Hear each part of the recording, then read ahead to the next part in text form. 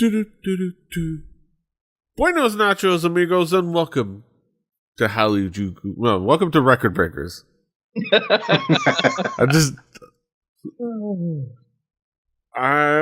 What's tell up, cool it's just cats been and a while? cuties? Welcome to the It's anime been a minute. podcast We're of getting some back sort. into the swing of things. Petey, do you need me to take over? Do you need me to take over? I'm trying to. I couldn't find my fanny Buenos pack wrestling nachos, amigos. podcast. Welcome everybody to Record Breakers. It's a music podcast where a cavalcade of cohorts communicate, converse over cacophonous contributions. It's a music. Good job, Brain. Why is there so much alliteration? What just happened? I'm Petey Rave, your man with no plan. Here with me is my team, my squad, my crew. We've got David, as you heard before.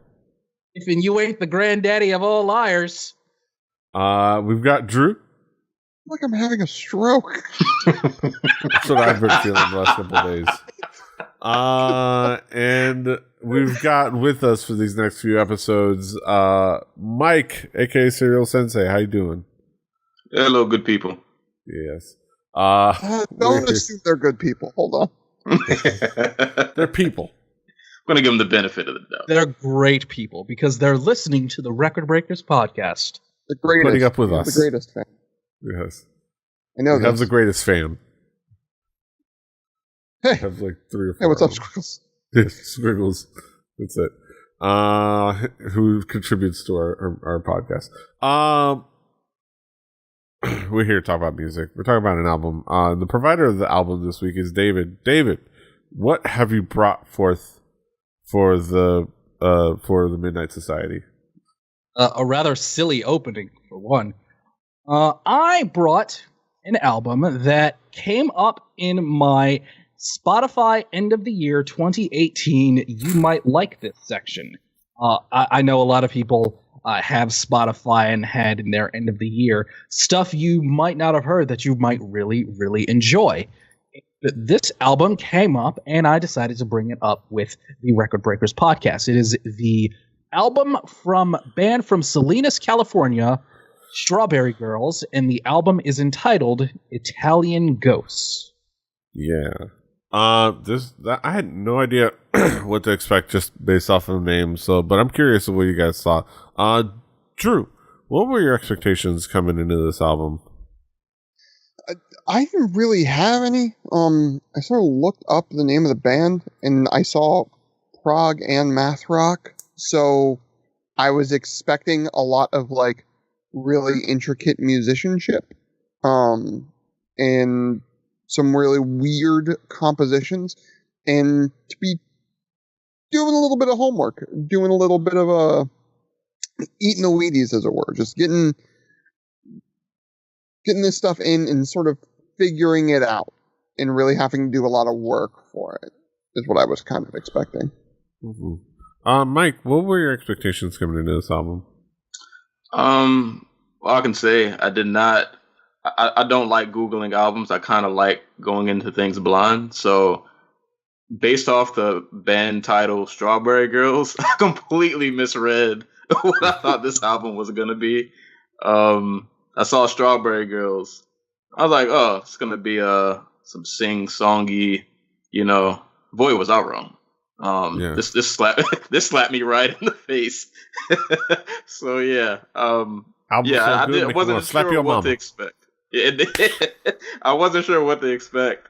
I just kind of went into this blind, and I kept an open mind, and I did realize soon there was no singing. Well, there was singing, but not the kind of singing that I thought I was going to get. Not quite what we were expecting. David, how would you describe this album musically? What would be the themes elements that you would point out?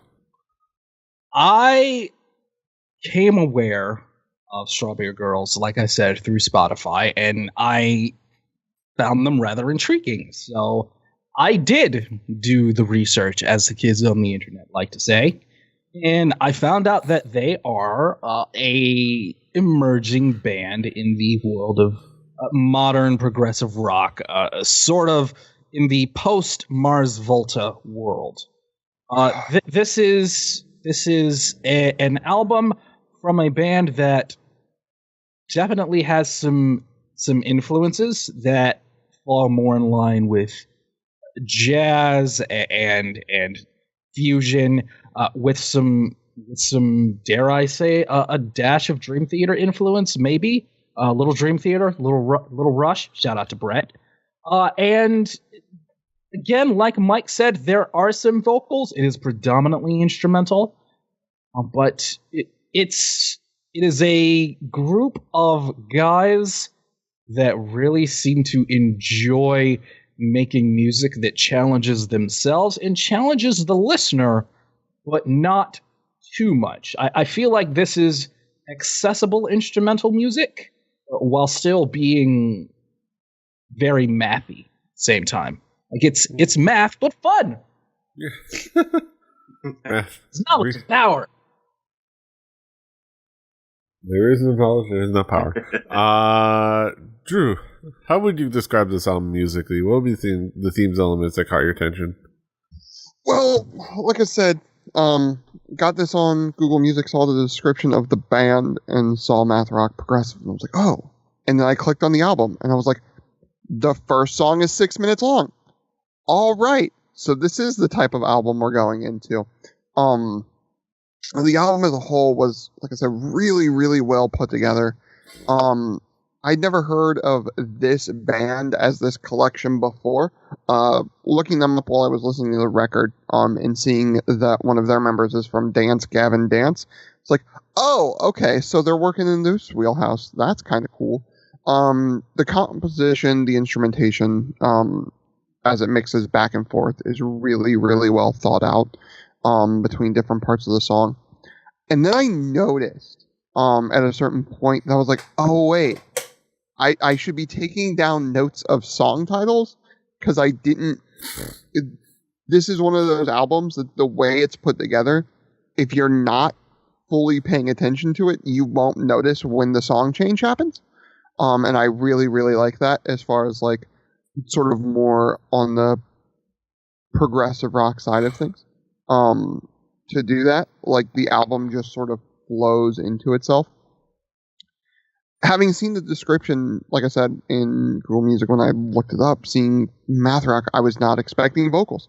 Apparently, also doing a little bit of a Wikipedia-ing, as it were, about this album. This is apparently a redo of the album, a reimagining, as it were, with some vocalists guesting on it, which I think is actually really cool. I think it adds a certain layer to it that was a pleasant surprise. But with the math rock and progressive rock thing, you sometimes get musicians that get a little bit up their own ass. A little bit like, hey, we know how to do weird time signatures in music, so we're going to do weird time signatures in music. And that's cool for like musicians, but it sometimes doesn't have much appeal outside of like the theory nerds like pushing up their glasses and like, oh yes, that 6/4 melding in with that 3/8 was really cool. Yes, like all those people who the first thing that they whip out when talking about MCs is that chart with everyone that talks about everybody's vocabulary. That ranks everyone by vocabulary. That's the first thing. The miracle checklist. Cool. I love Aesop Rock.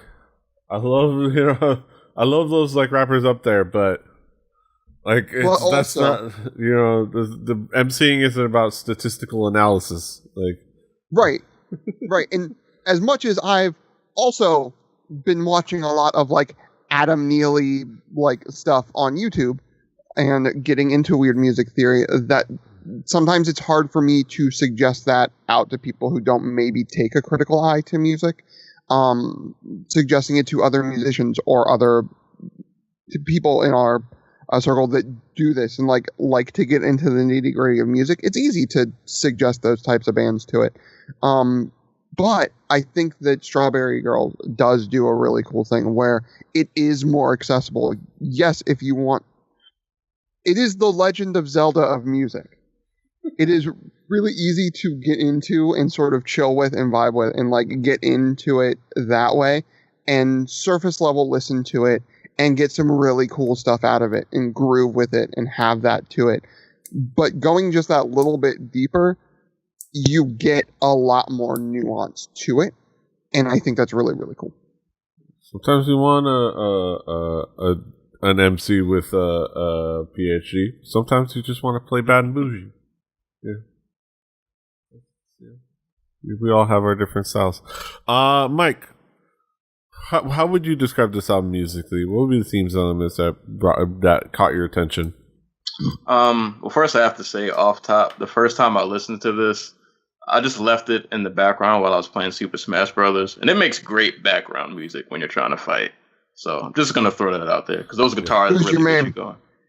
My main is Luigi, and unfortunately I have not unlocked him yet, so I'm stuck with Link for now. But Link is cool. Tons to unlock. I'm trying Richter. Cool. I'm usually a Sheik guy, but we'll get into that one. I'm more. But, I usually main Corrin, cheap like that, or Robin. I don't even have Robin. That's a whole nother discussion. I play But- Shaheen. I'm learning Shaheen. I always go to Lee or one of the Williams sisters. Exactly. And that works. But musically, yeah, like I said, this album caught me off guard because I didn't know what I was getting into. But the first thing I noticed that I really liked, and it pretty much kept up throughout the album, even in like hip hop, I love beat switch ups. I like when things get like a little chaotic and it'll start one way and completely like flip to something else. So I really like that during some of these songs. It'll be really chaotic, really energetic. Drums are going everywhere. Guitars are going off anywhere. Then it'll kind of just gradually slow down a little bit. You think the song is done, and then it builds back up to something else. And the other thing I really loved that Drew mentioned, the transitions between songs. Because I actually did have that problem when I was going to get song titles. I realized the first time I listened to it, like I just had it in the background, so I wasn't really looking at song titles. And when I went to get song titles, or when I noticed how well the transitions were, like the end of Vanilla Rainforest, it starts off like the end is really high energy, and then it slowly fades down, and then it goes right into Thank God. And if you're not paying attention, it'll just pass you by that quick. But I really loved how this album really, really flowed together. And even though like the intro song was like 6 minutes long, to me it didn't. Normally I would see 6 minutes and I would like dread it because I don't want songs to be that long. But it's just the instrumentation was interesting enough to where tracks that were longer didn't bother me, because there was enough going on and so many great transitions that everything just flowed really well together. So I didn't feel like some of the tracks were as long as they actually were. Yeah. I on a side note, I would like someone to tell me what the hell's going on here. Some serious monkey business. Right? Just the look on, Nope. on Donkey Kong's not doing it. face. Not doing it. Just somebody tell me what's supposed to go on here. Put that out there. But yeah, this album is wild in a lot of ways. It has a great energy to it, but it's super kind of like cool, and there's a lot of meat on the bones to kind of dig in on, which is really cool. Let's talk about some of the tracks. Let's zero in on the tracks. David, what would be some of the key tracks to talk about? Mike already mentioned Vanilla Rainforest, and the second half of that song has a really great groove that it gets into, that you can tell that those guys are just really enjoying the hell out of themselves, and I enjoyed the hell out of that too. And its transition into Thank God was fantastic. If you're not careful, you might slip and fall, but it's really, really good. Also, Been That Done There. I really enjoyed that one. And I don't want to take the obvious route and mention all of the songs with the vocals, but they are all good, and they all fit well within the album. And I think that the opening track, Black Knight Golden Circus, is a really, really good song just as a whole. It just feels like the kind of song you want to put on when you want to, maybe not necessarily when you're not feeling like you want some lo-fi hip-hop to study to, but you want something that's a little bit more advanced studies, that might be what you're looking for. AP studies. This is, Drew, what will be some of the key tracks for you? So to start, I'm gonna go a little bit deeper, go away from what I usually do, which is the first track, and go to the one that I mentioned. Thank God. Thank God was great. The vocals on top of it was also really, really cool. And hearing the familiar Nick Newsham voice, I was a fan of Gatsby's American Dream, the band. Not so much the book. I haven't read it. I'm sorry. But fantastic song there. South American Sun. The heaviness to the intro and the like that staccato sort of, we'll call it a verse, that mixes in with like these grungy riffs and stuff, I think is really, really great. Also, in that song, did I hear Careless Whisper? I think or so. am I A crazy? little bit. There was Like a weird I Careless feel like Whisper Careless cover. Whisper was in that song, and it really, I was like, what? Like the do, and I was like, wait, hold on, is this right? I had to double and triple check, but yeah, no, it sounds like it's there, like about a little over halfway through the song, and then ending with Shadow of the Moon. This like sort of dreamy option to end it out. I really, really dug. There was the reverb that was put on all the instrumentation, especially the guitar, lending this really spacey vibe to it all, was really, really cool. And a really cool way to, I think, sort of slow down the record and sort of end it there. Put a nice little bow on it. Yeah. Mike, what will be some of the key tracks for you? There were a lot actually. I'm not gonna lie. I enjoyed this a lot more than I thought I would. I actually went back to this repeatedly, not even just for review purposes. I was like, I kind of want to put this on now and just kind of listen to it. You guys actually kind of mentioned most of my standouts, but I will reiterate. Shadow of the Moon really stood out just because you go through this whole album and there's so much high energy. And then it ends on this very spacey, really like atmospheric. It gave me like some of the like alternative R&B I listened to kind of has that like spacey vibe, and I kind of got that from the vocals in that song, which I wasn't expecting. But it came together really, really well. I thought that was an interesting way to end out an album that started off so high energy and you end it on like the complete opposite note. But it worked out really well. Definitely the first track, Black Knight, Golden Circus. I'm a firm believer in starting albums strong and ending strong, and that was definitely a strong start. Albeit it was 6 minutes, but it was great for all 6 minutes. So I wasn't really going to complain. There was so much going on. I don't know. I really enjoy listening. I never thought I would listen to a 6 minute song on repeat, but that got a lot of play for me. And I got another one. And Vanilla Rainforest was another one that stood out. And that just, I love listening to that just transition into Thank God. And it was kind of funny because Thank God I actually originally, I'm not going to say like I didn't like it. I didn't like the vocals at first, but it got kind of catchy after a while. And I was like, I think I kind of like this song now. They could rip a fucking dance floor. Yeah. Like I felt like I was kind of like resisting it. Like, I don't want to like this. And then it got kind of catchy. I was like, you know what? Yeah, I kind of like this. This is good. I like this. Yeah, I think those are my standouts. But most of this album was really, really good. Yeah, I think Thank God was fun for that part. Also, yeah, the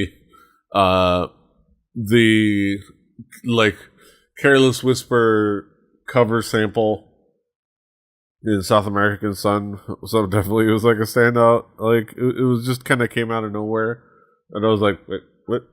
I wasn't quite sure I was hearing it right, but definitely kind of a fun little moment there. But overall, this album just has a lot of really cool moments. Let's talk about some conclusive thoughts. Let's bring it back around the horn. Drew, what would be your conclusive thoughts on this album as a whole? This was something that I don't know how I haven't heard of these guys before, because this is everything I love in like this sort of music. So like that sort of progressive-y, mathy sort of stuff. This is where I tend towards. The no means no and stuff like that. So I am super glad that I heard this, and it's going to be something I'm going to keep my eye on. And it's something that it's something I can suggest to everybody. Like I said before, math rock can be hard to suggest to some people because it's a little bit hard to get into sometimes. But I think there is something here for everybody, and something that anybody that's within earshot of my voice could listen to and dig on, at least a little bit. Yes, sir. Mike, what would be your conclusive thoughts on this album as a whole? This was a really good listen.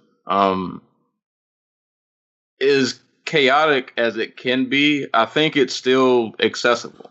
Like, there's a lot going on, but it's not so much that it's like off-putting. And I think that's what a lot of the vocal tracks did. Like, you can listen to this and maybe you won't like every single song. There'll be at least 2 or 3 you can pull from that you'll be like, all right, I'm going to go back and listen to that. Like, maybe it might not be one of the more energetic ones. Maybe it might be one of the vocal tracks that are, not so high energy, but there's a lot of good going on in this album. Like, this great instrumentation, seamless transitions, and if you're playing Super Smash Brothers, throw it in the background. You might fight better. So, this was, like I said, this caught me by surprise. I didn't think I was going to enjoy this as well as I did. And just good instrumentation, pretty solid overall. I would definitely go back to this. American songs to dunk to. Dunking fools.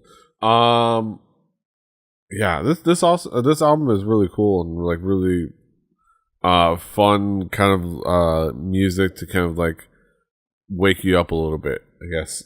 Like it's well done. I also dig that they have somebody credited as the glockenspiel guy. That's just cool. Also, which is really cool, and I think it all works well. David, as we wrap it up, last but not least, David, what would be your conclusive thoughts on this album as a whole? I'm not a music nerd. But I find myself so attracted to music that is very dense. I believe the word that has been used with a lot of stuff that I've brought to the podcast. The stuff that you do have to really sit down and really sink your teeth into is the stuff that I really, really enjoy. And there was a lot of substance on this. And I loved that I could go back and repeat listen to it, and it did not feel old. Nothing about it got old. The instrumentation is top-notch. Production-wise, it sounds great. And the guest spots that they had for vocals for the other tracks were all really well done. They all fit really, really well. And I feel like this is an album, if you feel like the phrase progressive rock has a stigma, this might be something that you could give someone that isn't so spooky and scary. Because there is some instrumentation that does go into the upper echelon, but it does not go ultra mega crazy. And it's still pretty enjoyable overall. Mm-hmm. Yeah, those are our thoughts on Strawberry Girls. Go check it out. Now we get to our main event of the evening. We get to our haiku reviews. I didn't forget anybody. At least I don't think so. We get to our haiku reviews. We wrap it all up in poetic form. The humanities. Let's get it down to it. Drew, what is your haiku? Loving the sound here. Not everyone's cup of tea, but I'll take a sip. Yeah. Mike, what is your haiku? It's not a review haiku, but it is a haiku nonetheless that I found made me chuckle. Aging rock star, a hearing aid in each ear. Mm-hmm. My haiku. They did the math and made a fun, quirky album. So stay in school, kids. Last but not least, David, what is your haiku? Jazzy, heavy rock. Unexpected interludes. They're good for the brain. Yeah. Okay, check it out. You can, of course, listen to this album on our Spotify playlist. Play Record Breakers the home game. Do your due diligence and your due diligence. Follow along with us. Give us your thoughts, your feedback, what you thought of the album. Let us know in the comments below somewhere. Underneath us or on the website. Just let us know what you think. Tweet us. On that Spotify playlist will be next week's record, and that will be provided by Drew. Drew, what do you have for us next week? Well, going through our list of past albums, I kept searching up names, and it seems like we haven't done this group before, which seems really weird to me. If we have and we're missing it. Spice Girls. Spice Girls. Spice World is what I'm bringing up. Now, it's actually a couple of robots from France who make house music. Their debut album. We're going to do a little homework. Daft Punk's debut record. So, look forward to that next week. But that is next week, and this is this week. And you can, of course, find us all over the internet. David is at Call Me DJM. Drew is at X. Mike is at Serial Sensei. I'm at PD Rave. The show is at 4 Record Breakers. That's the number 4 Record Breakers.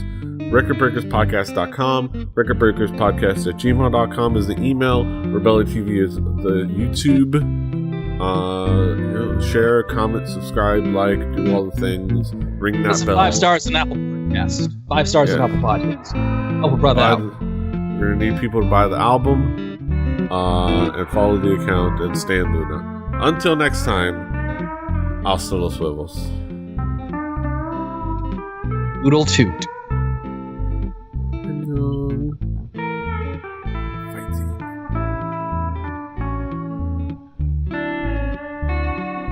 Girl power. La la la la la la la la.